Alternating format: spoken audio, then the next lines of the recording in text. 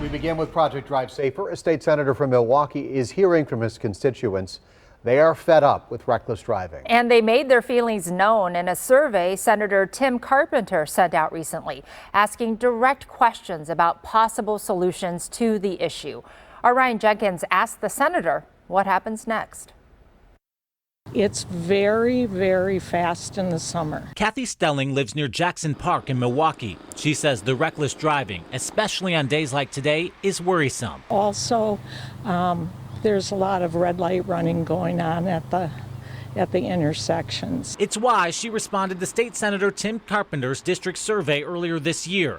That survey including 3 questions related to reckless driving. Should Wisconsin require driver's ed in high school? Should repeat reckless drivers be required to pass a state-approved safe driving course before getting their license back? And should the state allow driver privilege cards to be issued to undocumented immigrants? The 768 responses showed a consensus. When you hit 90% on some of those questions, that tells you it's a burning issue. When you see those numbers, what's your reaction? What does that tell you? We as policymakers have not done our jobs. Senator Carpenter says when he was a student at Pulaski High School on Milwaukee's South Side, driver's ed was required. That was so very important because everybody, regardless of your income, could go ahead and take a driver's ed class. Now, without the requirement, he worries reckless driving will continue to become more common. What's next? I think you have to get the legislature to buy into it. Senator Carpenter has introduced 2 Senate bills this year related to reckless driving. One, which would allow local communities to install red light cameras for enforcement reasons. Another, which would require the Department of Transportation to establish a driver's education grant program to help people pay for driver's ed. Neither of these bills has gained momentum, and I asked the senator why he thinks that is. As a senator, what are you doing to apply that pressure to your colleagues? We introduce the bills. First of all, we try and do informal discussions with legislators to try and see if we can get bills. But unfortunately, right now, because of the political climate, communications aren't the best.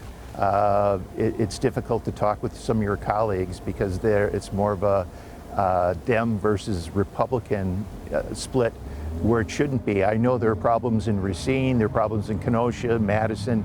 All of the other communities are experiencing the same as we are. We're experiencing it at a higher level or a higher rate. On red light cameras, the senator said it's time to offer local control. Not everyone is on board, though. Just ask Kathy. She'd rather see police doing the enforcement instead of the technology. Instead of somebody monitoring red light cameras, it's often much better when there's a motorcycle or patrol car parked next to Jackson Park.